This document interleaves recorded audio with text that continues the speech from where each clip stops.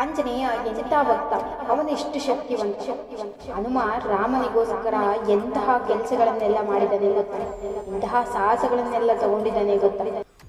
ಒಂದು ಬಾರಿ ನಾರಾಯಣನ ವಾಹನ ಗರುಡ ಬಂದು ಅವರನ್ನ ಪ್ರಶ್ನೆ ಮಾಡುತ್ತೆ, ಪ್ರಭು, ನನಗಿಂತ ವೇಗವಾಗಿ ಚಲಿಸೋರು ಯಾರಾದರೂ ಈ ಭೂಮಿ ಮೇಲಿದ್ದಾರಾ ಅಂತ ಕೇಳುತ್ತೆ ತುಂಬ ಗರ್ವದಿಂದ. ಆಗ ಪ್ರಭು ಸುಮ್ಮನೆ ಮುಗುಳ್ನಗುತ್ತಾ ಮುಂದೆ ಹೋಗ್ತಾರೆ.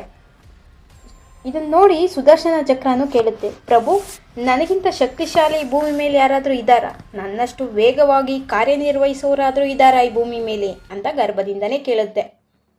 ಆಗಲೂ ಪ್ರಭು ಕೃಷ್ಣ ಏನು ಇಲ್ಲದೆ ಮುಂದೆ ಹೋಗ್ತಾರೆ.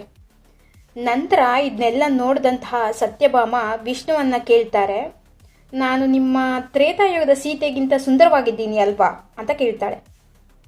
ಆಗ ವಿಷ್ಣುವಿಗೆ ಅನಿಸುತ್ತೆ, ಇವ್ರಿಗೆಲ್ಲ ಹೇಗಾದರೂ ಬುದ್ಧಿ ಕಲಿಸ್ಬೇಕು, ಇವ್ರಿಗೆ ಹಿಡ್ದಿರೋ ಅಹಂ ನಾನೇ ಹೆಚ್ಚು ಅನ್ನೋ ಅಹಂನ ಕಳಿಸ್ಬೇಕು ಅಂತ ನಿರ್ಧಾರ ಮಾಡಿ ಈ ನಿರ್ಧಾರವನ್ನು ತಗೋತಾರೆ. ಗರುಡನಿಗೆ ಹೋಗಿ ಹೇಳ್ತಾರೆ, ಹಿಮಾಲಯ ಪರ್ವತದಲ್ಲಿರುವ ಒಂದು ಗುಹೆಯಲ್ಲಿ ಒಬ್ಬ ಮಹಾನ್ ವಾನರ ತಪಸ್ ಮಾಡ್ತಾ ಇರ್ತಾನೆ, ಅಲ್ಲಿ ಹೋಗಿ ಈ ಮಾತನ್ನು ಹೇಳು, ನಿನಗಾಗಿ ದ್ವಾರಕೆಯಲ್ಲಿ ಸೀತಾರಾಮ ಕಾಯ್ತಾ ಇದ್ದಾರೆ ಅಂತ ಹೇಳಿ ಬಾ ಅಂತ ಕಳಿಸ್ತಾರೆ. ನಂತರ ಕೃಷ್ಣ ಹೋಗಿ ಸುದರ್ಶನ ಚಕ್ರ ಕೇಳ್ತಾರೆ, ನೀನು ದ್ವಾರ ಬಾಗ್ಲಲ್ಲಿ ಹೋಗಿ ಕಾವಲು ಕಾಯ್ತಾ ಇರು, ಎಂಥವರೇ ಬಂದರೂ ಕೂಡ ಒಳಗಡೆ ಬಿಡಬೇಡ ಅಂತ ಹೇಳ್ತಾರೆ. ಹಾಗೆ ಸತ್ಯಭಾಮೆ ಹತ್ರ ಹೋಗಿ ನೀನು ಕೂಡ ಈ ರೀತಿ ಹೇಳ್ತಾರೆ, ನೀನು ಇವತ್ತು ಹೋಗಿ ಮಹಾರಾಣಿಯಂತೆ ತಯಾರಾಗಿ ಬಾ ಅಂತ ಹೇಳ್ತಾರೆ. ಯಾಕೆ ಇವ್ರು ಹೇಗೆ ಹೇಳ್ತಾ ಇದ್ದಾರೆ ಅಂತ ಯಾರಿಗೂ ಕೂಡ ಅರ್ಥ ಆಗಿರಲಿಲ್ಲ. ಆದರೂ ಕೃಷ್ಣ ಹೇಳ್ದಾಗ ಮಾಡ್ತಾರೆ. ಸತ್ಯಭಾಮೆ ಹತ್ರ ವಿಷಯ ಹೇಳಿ ಬರೋ ಅಷ್ಟರಲ್ಲಾಗಲೇ ಹನುಮ ಬಂದು ನಿಂತಿರ್ತಾನೆ. ಬಂದು ರಾಮನ ರೂಪದಲ್ಲಿದ್ದ ಕೃಷ್ಣನ ಕಾಲಿಗೆ ಹೋಗಿ ನಮಸ್ಕಾರ ಮಾಡ್ತಾನೆ ಹನುಮ. ಪಕ್ಕದಲ್ಲಿ ನಿಂತಿದ್ದಂತಹ ಸತ್ಯಭಾಮೆಯನ್ನು ನೋಡಿ ಕೇಳ್ತಾನೆ ಹನುಮ, ಯಾರೀ ಸಖಿ, ನಿಮ್ಮ ಬಳಿ ಬಂದು ಏನು ಮಾಡ್ತಾ ಇದ್ದಾರೆ ಇವರು, ನನ್ನ ಮಾತೆ ಸೀತಾದೇವಿ ಎಲ್ಲಿ ಅಂತ ಕೇಳ್ತಾರೆ. ತಕ್ಷಣವೇ ಮುಗುಳ್ನಗುತ್ತಾ ಕೃಷ್ಣ, ಅದಾಗಿರ್ಲಿ ಹನುಮ, ಒಳಗಡೆ ನೀನು ಹೇಗೆ ಬಂದೆ, ಯಾರೂ ನಿನ್ನನ್ನು ತಡಿಲೇ ಇಲ್ವಾ ಅಂತ ಕೇಳ್ತಾರೆ.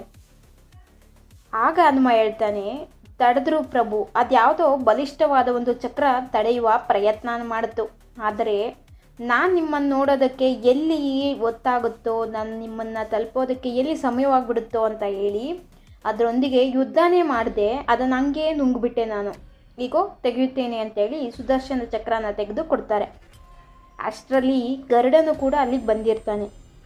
ಮೂವರನ್ನ ಒಮ್ಮೆ ನೋಡಿ ಕೃಷ್ಣ, ಈಗ ನಿಮ್ಮ ಪ್ರಶ್ನೆಗಳಿಗೆಲ್ಲ ಉತ್ತರ ಸಿಕ್ತು ಅಲ್ವಾ ಅಂತ ಕೇಳ್ತಾರೆ. ಆಗ ಅವರೆಲ್ಲ ಹನುಮನಿಗೆ ನಮಸ್ಕಾರ ಮಾಡಿ, ನೀನೆಂತಹ ಮಹಾಸಾಧ್ವಿ, ನೀನು ಎಂತಹ ಶಕ್ತಿ ತಂದೆ ನಿನ್ನಲ್ಲಿ ಅಂತ ಹೇಳಿ ನಮಸ್ಕಾರ ಮಾಡಿ, ತಮ್ಮ ಬಗ್ಗೆ ತಮಗಿದ್ದಂತಹ ಗರ್ವ ಭಾವನೆಯನ್ನು ನೋಡಿ ಅದನ್ನು ನೆನೆಸ್ಕೊಂಡು ಅವರೇ ನಾಚಿಕೆಯಿಂದ ತಲೆ ತಗ್ಗಿಸ್ತಾರೆ.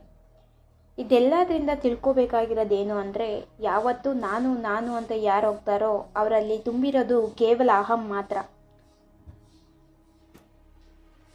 ಭಗವಂತ ಒಲಿಯೋದು ನಿಜ ಭಕ್ತಿಗೆ ಮಾತ್ರ.